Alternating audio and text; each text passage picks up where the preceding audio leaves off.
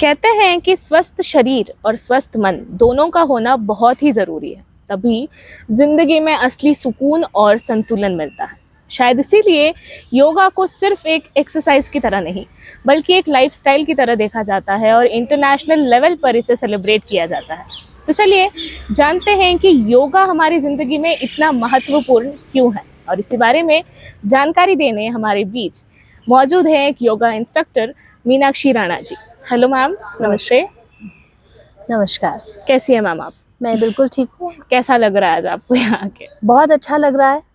International योग day के लिए बहुत अच्छी ही तैयारियां चल रही हैं। बिल्कुल, तो इसी के साथ सबसे पहला सवाल हमारा यही होता है कि मैम योगा क्या है, इसके नाम का असली मतलब क्या है? क्या ये सिर्फ एक एक्सरसाइज है कि उससे बढ़कर भी कुछ और है? मैं सबसे पहले आपको और अपने दर्शकों को ये बताना चाहूंगी कि अगर हम इसको प्रोनाउंस करेंगे तो ये योग है जी। ठीक है। जब हम इसको इंग्लिश में लिखते हैं तो हमें इसको योगा लिखना होता है जी। एक्चुअल जो इसका जो शब्द है वो योग है जी। योग का अगर हम महत्व जाने या अर्थ जाने तो मैं उसके लिए बताना चाहूंगी कि योग का जो शाब्दिक अर्थ है वो है, योग संस्कृत के युज धातु से बना है जिसका अर्थ है मिलना, मिलाना या जुड़ना। लेकिन अगर हम इसके आध्यात्मिक स्वरूप को देखें तो आत्मा का परमात्मा से मिलन, या हम ऐसा भी कह सकते हैं कि आत्मा का परमात्मा से मिलन करने का सबसे उच्च माध्यम योग है। That's how deep, है ना? और हमारी जो चेतना है, मतलब व्यक्ति की चेतना को ब्रह्मांडीय चेतना के साथ अगर हम मिला सकते हैं तो वो योग के द्वारा ही संभव है। ओके। तो मैम इंटरनेशनल योगा डे का जो शुरुआत थी जी, ये शुरुआत कैसे हुई और 21 जून को ही क्यों चुना गया? क्या कोई स्पेसिफिक रीजन था इसके पीछे? जी, इसके लिए भी मैं आपको बताना चाहूंगी। सबसे पहले हम बात करेंगे कि योग डे का, इंटरनेशनल योगा डे का जो स्थापना हुई वो 21 जून को क्यों की गई, क्योंकि 21 जून साल का सबसे बड़ा दिन होता है जी। ठीक है। इस दिन सूर्य के नजदीक उत्तरी गोलार्ध, पृथ्वी का उत्तरी गोलार्ध सूर्य के बहुत नजदीक होता है, तो सूर्य के प्रकाश सबसे ज्यादा लंबे समय तक पृथ्वी पर रहता है। तो इसको ग्रीष्म संक्रांति भी कहा जाता है इस दिन को। और अगर इसका आध्यात्मिक स्वरूप देखा जाए तो आज ही के दिन भगवान शिव ने, जिन्हें आदिनाथ शिव या आदि योगी बोला जाता है, उन्होंने संसार में योग के प्रकाश को बताया और योग का प्रचार प्रसार किया। ऐसा भी कह सकते हैं कि आध्यात्मिक और मानसिक स्थिरता के लिए और आध्यात्मिक शांति के लिए या परमात्मा से जुड़ने के लिए ये एक बहुत ही अच्छा दिन माना गया है। प्रकाश हमारी चेतना और हमारी ऊर्जा को बताता है, तो जितना अत्यधिक प्रकाश होता है हमारी ऊर्जा और हमारी चेतना भी उतनी ही जागृत होती है। तो आध्यात्मिक रूप से आज का महत्व यही है कि 21 जून के प्रकाश सबसे ज्यादा पृथ्वी पर होता है, या फिर ऐसा भी कह सकते हैं कि 21 जून को वैसे दिन और रात 12-12 घंटे के बताए गए हैं, लेकिन 21 जून को ये 14 घंटे का दिन होता है। साल की सबसे लंबा दिन 21 जून को होती है। और अब हम आते हैं कि इसकी स्थापना कैसे हुई। पीएम नरेंद्र मोदी जी ने 69वें सत्र में संयुक्त राष्ट्र संघ में ये एक प्रस्ताव रखा था कि इंटरनेशनल योग डे मनाया जाए। 27 सितंबर 2014 को उन्होंने ये प्रस्ताव रखा और इसमें 11 दिसंबर 2014 को ये प्रस्ताव, उनका मान्यता इसको मिली और 177 देशों के सहयोग के साथ इंटरनेशनल योग डे की स्थापना हुई। और 21 जून 2015 को पहला योग डे मनाया गया। जी जी हाँ। तो उस पहली बार से लेके अब तक हम लगातार 11 साल मनाते आए हैं इंटरनेशनल योगा डे। ये हमारा 12वां इंटरनेशनल योग डे और इस साल का जो थीम है वो हेल्दी एजिंग पर है जी। तो इससे आप आम शब्दों में कैसे सिंप्लीफाई करेंगे और बढ़ते उम्र के साथ साथ योगा हमारे लिए किस तरीके से हेल्पफुल है ये भी बता दीजिए प्लीज। देखिए, कहते हैं कि गुरुकुल में एक सभ्यता या संस्कार माना गया है कि सुबह उठो, प्रार्थना करो, थोड़ा शारीरिक व्यायाम करो, तो गुरुकुल पद्धति एक चली आ रही है। पर धीरे धीरे हमारी जो मॉडर्न एजुकेशन है इसमें कहीं ना कहीं वो गुरुकुल पद्धति हमारी लुप्त होती चली गई। तो योग कहीं ना कहीं लुप्त हो गया था, लेकिन अब योग की अवेयरनेस को देखते हुए हम ये कह सकते हैं कि हमारे मानसिक स्वास्थ्य के साथ साथ शारीरिक स्वास्थ्य और आध्यात्मिक स्वास्थ्य के लिए भी योग बहुत ज़रूरी है। इसीलिए अगर हम योग को अपने दैनिक दिनचर्या में लेकर आए तो हम ये कह सकते हैं कि आप जो बुढ़ापे की तरफ आपका जो कदम आपके बढ़ रहे हैं वो एक स्वस्थ जीवन के साथ होंगे। तो जो इसमें स्वास्थ्य को बताया गया है कि बढ़ती उम्र में भी आप अपने स्वास्थ्य को कैसे मेंटेन रख सकते हैं, इसीलिए इस साल योगा थीम यही बताई गई है कि बढ़ती उम्र के लोगों के लिए योग बहुत जरूरी है, उनके मानसिक, उनके शारीरिक और आध्यात्मिक प्रगति के लिए।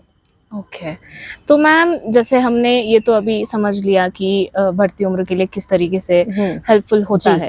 जैसे आजकल का जो भाग दौड़ का ज़माना है इसमें यूजुअली स्ट्रेस, एंजाइटी या नींद ना आना या फिर लाइफस्टाइल डिजीजेस भी हो सकते हैं, डायबिटीज़, मोटापा, तो इन सभी चीज़ों के लिए योगा जो है किस तरीके से कंट्रोल करने में मदद कर सकता है?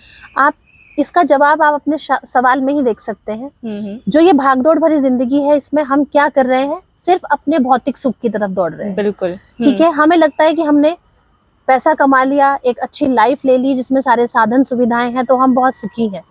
लेकिन असली धन क्या है, वो आपका स्वास्थ्य है। कहते हैं ना, पहला सुख शारीरिक, दूसरा सुख मानसिक। लेकिन मैं ये कहना चाहूंगी कि हम इतना भाग दौड़ करने के बाद अपने जीवन में किस चीज को जगह दे रहे हैं? हम अपने जीवन में बहुत ज्यादा अवसाद को बढ़ा रहे हैं, ईर्ष्या, द्वेष, ये बहुत सारा कंपटीशन हमारे जीवन में बढ़ता जा रहा है। पैसे के साथ साथ हम इन सब चीजों को अपने जीवन में महत्व दे रहे हैं। लेकिन स्वास्थ्य के लिए और जीवन की शांति के लिए सबसे जरूरी है कि अगर आप योग अपने दैनिक जीवन दिनचर्या में लेकर आएंगे तो आपको मानसिक शांति के साथ आपको सफलता अपने आप मिलती चली जाएगी। ओके तो मैम रोजमर्रा की जिंदगी में अगर हम योग को शामिल करें तो हमारे शरीर के लिए किस तरीके से ये फायदेमंद हो सकता है ओवरऑल? सबसे पहले तो मैं अगर बोलना चाहूंगी कि अगर आप डेली कम से कम आधा घंटा अपने शरीर को दें तो आपको आपका ब्लड सर्कुलेशन नॉर्मल रहेगा, आपकी हार्ट बीट्स नॉर्मल रहेंगी, आपका हेल्दी रहेगा हार्ट, आपका जो बॉडी है, आपकी जो मसल्स हैं वो फ्लेक्सिबल रहेंगी। ठीक है, सबसे बड़ी बात ऑक्सीजन लेवल बढ़ेगा। ठीक है ना, आपको खान पान का पता चलेगा, क्योंकि योग सिर्फ शारीरिक ही नहीं है, इसमें सिर्फ आसन ही नहीं है, आहार को भी आप समझेंगे किस तरह से आप उसको अपने जीवन में उतारेंगे। तो धीरे धीरे आप देखेंगे जैसे जैसे आप योग को अपनाएंगे ना, आपको खुद ही आभास होगा कि इसको हम डेली, आप अगर आधा घंटा इसको दे रहे हैं तो धीरे धीरे आपको महसूस होगा कि इसका टाइम आपके जीवन में धीरे धीरे खुद बढ़ता चला जाएगा। ये एक बहुत ही जरूरी चीज है जिसे आपको अपने जीवन में स्थान देना ही चाहिए। तो जब आप योग को अपनाएंगे तो आप देख सकते हैं कि योग भी आपको अपनाएगा। That's very beautiful. एंड जैसे अभी आपने मेंशन किया मैम आधे घंटे का जो आपने टाइम मेंशन किया, तो इसी से मेरा अगला सवाल रहेगा कि अगर कोई सिर्फ 10-15 मिनट का योगा करे जी तो क्या उससे भी उसके लाइफ में उसको चेंजेस नजर आएंगे? बिल्कुल चेंजेस। और अगर करना है तो सुबह शाम करना है, किस तरीके से उसे अपनाना? देखिए, वैसे तो योग सुबह और शाम दोनों ही समय कर सकते हैं, लेकिन बहुत व्यस्तता होने के कारण हमारे पास कई बार सुबह समय नहीं होता है। लेकिन दिन में आप इतना ध्यान रखिए कि आप जब भी योग करें, आपके खाने के बीच में और योग की क्रियाओं के बीच में कम से कम 3 से 4 घंटे का गैप होना चाहिए। ओके। वैसे सुबह का समय बहुत अच्छा है, अगर आप सुबह आधा घंटा सिर्फ प्राणायाम को ही दें या फिर थोड़ा सा इसमें आप देख सकते हैं कि ऑथेंटिक योगा को अपनाएं। ऑथेंटिक योगा होगा इसमें सूक्ष्म व्यायाम करें तो आपको उससे भी उतना ही लाभ होगा जितना कि आप एडवांस योगासन को करने से ले सकते हैं। ओके तो ऐसे में क्या योगा हमेशा किसी ट्रेनर या एक्सपर्ट के गाइडेंस में ही करना चाहिए या शुरू में तो शुरुआती दिनों में आपको एक किसी न किसी गुरु या टीचर के सानिध्य में ही योग करना चाहिए, क्योंकि योग में सबसे इम्पोर्टेंट क्या है कि आपकी सांसों का माध्यम कैसा होना है, आप किस तरह सांस ले रहे हैं, किस तरह सांस छोड़ रहे हैं, किस आसन को करते हुए आपको इनहेल करना है या कितना देर आप उस आसन को रोक सकते हैं, उसमें आपके सांसों का क्या माध्यम रहेगा या आपके सांसों की कैसी स्थिति रहेगी। सबसे जरूरी है कि आपका आगे झुकना, पीछे मुड़ना या साइड में झुकना या फिर आप कोई भी योगिक क्रिया करते हैं उसमें आपके सांसों का आवागमन कैसा होगा। अगर आपकी सांसें सहज होंगी तो योग उतना ही सरल हो जाएगा। ओके जी। तो हम आउटडोर में शूट कर रहे थे बहुत ही अच्छे नेचुरल एनवायरनमेंट में, बट अनफॉर्चुनेटली बारिश ने एंट्री मारी और इतनी ज़ोरदार एंट्री मारी कि हमें इंडोर्स में आना पड़ा है। बट एनीवे कंटेंट तो वही है, वही कंटिन्यूशन के साथ अभी हम आगे बढ़ेंगे। मैम, जैसे हमने योगा के बारे में अब तक बात किया, तो क्योंकि मैं भी एक बिगिनर हूँ, तो मेरे मन में भी कुछ ऐसा अभी लग रहा है कि क्यों ना एक आध चीज़ें ट्राई की जाएं कि कैसा होता है। जी। तो अगर एकदम बिगिनर फ्रेंडली टाइप्स क्या आप सजेस्ट करेंगे? जैसे जिस पोस्चर में अभी बैठी हूँ, क्या ये ठीक है या कुछ अलग चीज़ें करनी होती हैं, ये बता दीजिए, डेमोन्स्ट्रेट कर दीजिए बेसिकली। ओके, एक्चुअली महर्षि पतंजलि ने भी यही बताया है कि स्थिर सुखम आसनम, जिस स्थिति में आपको सुख का अनुभव हो वही आसन है। तो अगर आपको इस स्थिति में सुख का अनुभव हो रहा है तो ये भी एक आसन ही है। बस हमें ध्यान क्या रखना है कि हमारी स्पाइन बिल्कुल सीधी होनी चाहिए, ठीक है। हमारी स्पाइन सीधी होनी चाहिए, हमारे शोल्डर रिलैक्स्ड होने चाहिए और हमारी एल्बो भी रिलैक्स्ड होनी चाहिए। सपोज हमें सिंपल पद्मासन ही करना है, तो अगर आप पद्मासन, अभी बिगिनर्स हैं, आप नहीं कर पाते, तो हम अगर उसमें अर्ध पद्मासन लगाते हैं इस तरह से, ठीक है। तो हमारा इसमें पोस्चर ध्यान रखना है कि हमारी स्पाइन बिल्कुल सीधी हो चाहिए। जैसे आपका ये पोजीशन है, आप अर्ध पद्मासन में नहीं बैठ सकते, तो ये सुख आसन की स्थिति है, ठीक है। सुख आसन में आप सिंपल आलती पालती मार के बैठ सकते हैं और आपकी दोनों उंगलियां, ये आपका थंब का टिप और आपकी फर्स्ट फिंगर का टिप मिला होना चाहिए, दूसरे हाथ का भी ऐसे ही, ठीक है। जो आपके फिंगर्स हैं वो थोड़ा ऊपर की ओर होंगी, क्योंकि जब हम किसी ध्यान मुद्रा में या किसी भी आसन में बैठते हैं मेडिटेशन के लिए, तो हमारी फिंगर्स अप, क्यों? क्योंकि हम यूनिवर्स से ज्ञान ले रहे हैं। हमारी स्पाइन बिल्कुल सीधी होनी चाहिए, ठीक है। हमारे शोल्डर बिल्कुल रिलैक्स्ड हो, हमारी एल्बोज बिल्कुल रिलैक्स्ड हो, और जो हमारी सांसों का माध्यम है, मतलब जो हम श्वास प्रश्वास कर रहे हैं, ठीक है ना, वो हमारी बहुत सहज होनी चाहिए। ओके, तो ये एक सिंपल आसन है जिसमें आप बैठकर प्राणायाम भी कर सकते हैं और आप इसमें बैठकर ध्यान भी कर सकते हैं। तो ये सुखासन की स्थिति है। सिर्फ हमें क्या ध्यान रखना है कि हमारी जो स्पाइनल कॉर्ड है वो बिल्कुल सीधी हो। ओके। और पूछिए, आप क्या पूछना चाहते हैं? और ब्रीदिंग एक्सरसाइज की अगर हम बात करें तो उसमें क्या चीजें, स्टेप्स हमें फॉलो करने चाहिए? बिगिनर फ्रेंडली बता दीजिए। ओके, बिगिनर्स के लिए ब्रीदिंग एक्सरसाइज में मैं यही कहना चाहूंगी कि जैसे हम जेनिफर से ही शुरू करते हैं, तो जेनिफर ये आपका सुखासन का पोजीशन है। अगर आपको इसमें प्राणायाम करना है तो आप इसी आसन में बैठकर अपना प्राणायाम कर सकती हैं। जैसे हम स्टार्टिंग करते हैं श्वास प्रश्वास को सहज करने से, अनुलोम विलोम से, ठीक है। तो हमारा ये शंख मुद्रा है। शंख मुद्रा में फर्स्ट 2 फिंगर्स को हम बेंड करेंगे, ये फर्स्ट 2 फिंगर्स को बेंड करेंगे, ठीक है। इस पोजीशन में रहेगा, ये यहाँ अंगूठा सीधा और ये उंगलियां ये शंख मुद्रा है। शंख मुद्रा से हम प्राणायाम की स्टार्टिंग करते हैं, ठीक है। दोनों साइड हमने, आप ये एक ही साइड बनाना है। अच्छा, ओके। दूसरे हाथ को आप सिंपल वही ज्ञान मुद्रा में रखेंगे। अब आप अपने थंब से अपनी राइट नॉस्ट्रल को बंद करेंगे, राइट नॉस्ट्रल को थंब से बंद करेंगे। ओके। आपकी राइट नॉस्ट्रल कौन सी है? ये है, तो हम यहाँ फिंगर से बंद कर लेंगे उसको। अच्छा, ओके। इस वाले फिंगर से। हाँ, और हम थंब को अभी हटाएंगे, लेफ्ट नॉस्ट्रल से आप इनहेल करेंगे। ओके। लेफ्ट नॉस्ट्रल से आप इनहेल करेंगे, फिर अब आप लेफ्ट नॉस्ट्रल को थंब से बंद करके राइट नॉस्ट्रल से एक्सहेल कर देंगे। ध्यान रहे कि हमारी आंखें बंद रहे।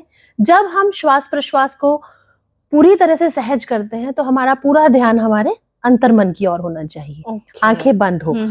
तो जेनिफर, अनुलोम विलोम के लिए मैंने आपको बताया ये शंख मुद्रा है जी। शंख मुद्रा से आप अपना थंब से राइट नॉस्ट्रल को बंद करेंगे, बट आप अपनी फिंगर से राइट नॉस्ट्रल बंद करेंगे। तो आप एक बार करके देखिए, और inhale from left. Okay. Left side से सांस लेंगे। अब हम लेफ्ट को बंद करेंगे थंब से और राइट से एक्सहेल कर देंगे। आंखें बंद करके आप महसूस कीजिए। अब धीरे से फिर आप लेफ्ट, नहीं, आप धीरे से इसको इसी पोजीशन में रखेंगे। आप राइट से फिर से इनहेल कीजिए, फिर राइट नॉस्ट्रल को बंद करेंगे और लेफ्ट से एक्सहेल कर दीजिए। ओके, ये 1 राउंड है अनुलोम विलोम। ओके, ठीक है। इसी तरह आप अपने अभ्यास को धीरे धीरे बढ़ा सकते हैं, 2 राउंड, 3 राउंड, या फिर अगर आपके पास समय है, बिगिनर्स के लिए तो प्राणायाम से अच्छा माध्यम ही कोई नहीं है। अगर आप शारीरिक रूप से असमर्थ है योग करने में, या आपको समय नहीं है कि आप अपने शरीर के साथ आधा घंटा या 30 मिनट या 35 मिनट आप अपने शरीर को दें, तो आप अपने बिस्तर पर बैठकर प्राणायाम का भी अभ्यास कर सकते हैं। तो ये भी एक कंप्लीट योग है। तो मेरा कहने का मतलब यही है कि शारीरिक और मानसिक रूप से आप प्राणायाम और आसनों से अपने आप को स्वस्थ रख सकते हैं। Okay, that was wonderful. Thank you so much ma'am for the demonstration. बहुत अच्छा लगा एंड मैं कोशिश करूंगी इसे शुरुआत से थोड़ा थोड़ा करके ट्राई करने की। तो जैसे आपने बताया था अभी थोड़ी देर पहले कि जो बिगिनर्स हैं उनको गाइडेंस में ही योगा को स्टार्ट करना चाहिए जी। तो ऐसे में जो कॉमनर्स हैं, आम आदमी हैं, वो क्या गलतियां करते हैं योगा करते वक्त, एंड अगर गलत योगा करते हैं तो हमारे शरीर पे क्या नुकसान हो सकता है, एंड क्या हमारे जो बॉडी है वो सिग्नल्स देता है कि हाँ अभी तुम गलत जा रहे हो, रुक जाओ टाइप्स कुछ?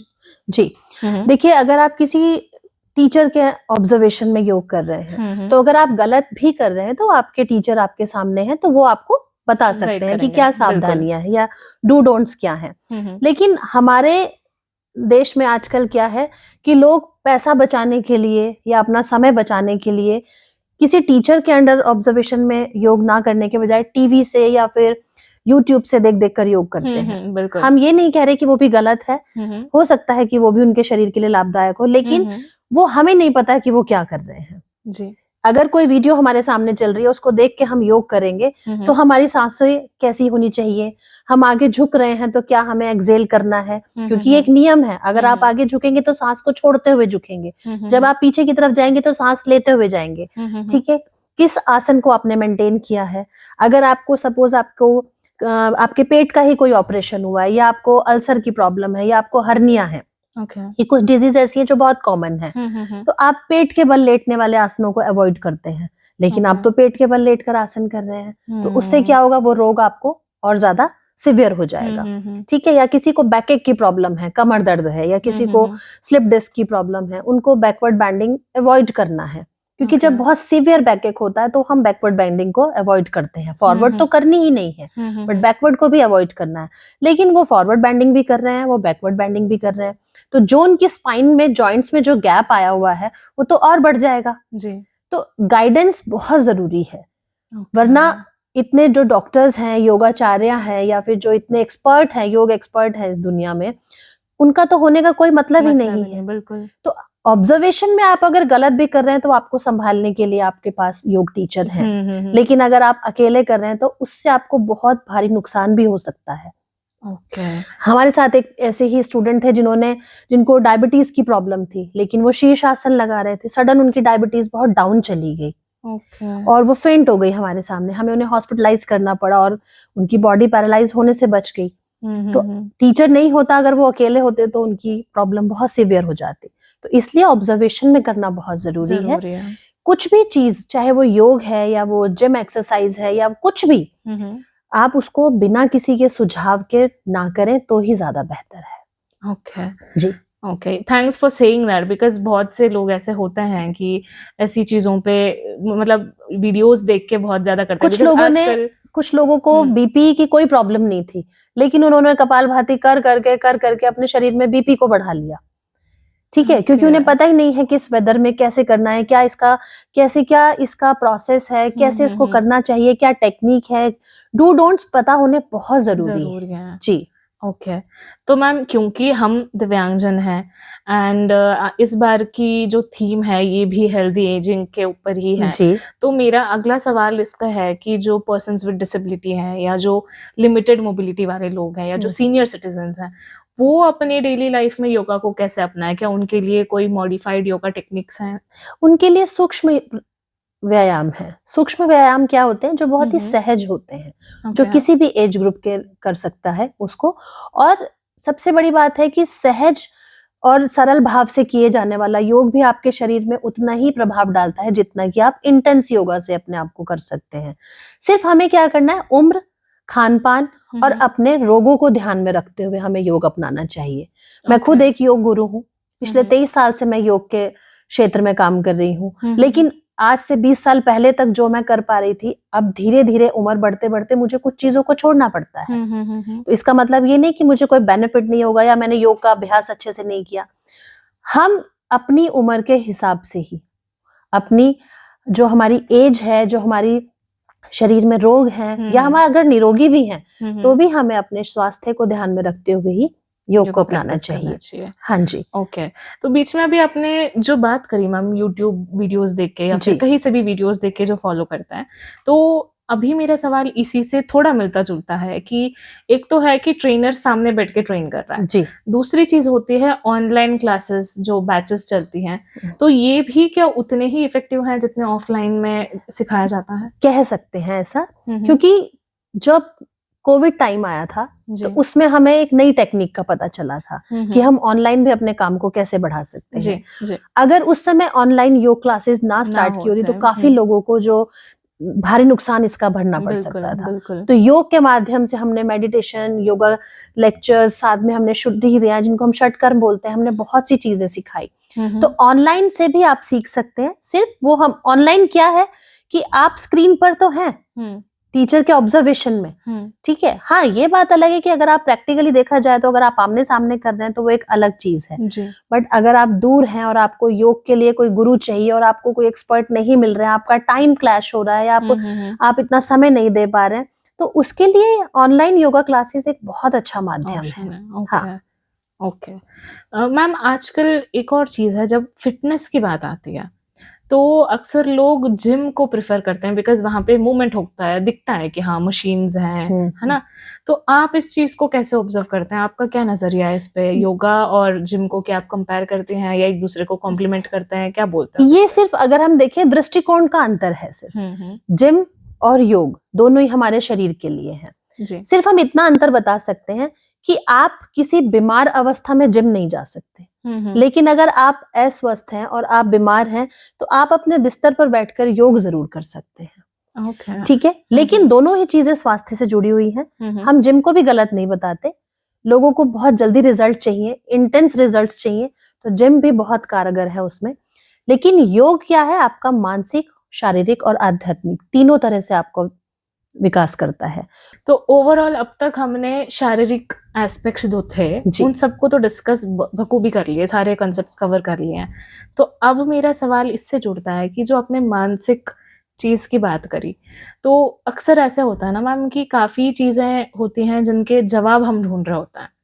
तो ये आप किसके लिए सजेस्ट करोगे कि कौन इंसान है जिसको योगा अपनाना चाहिए? वो क्या ढूंढने वाला इंसान होना चाहिए जिसको योगा एज अ जवाब मिल सकता है?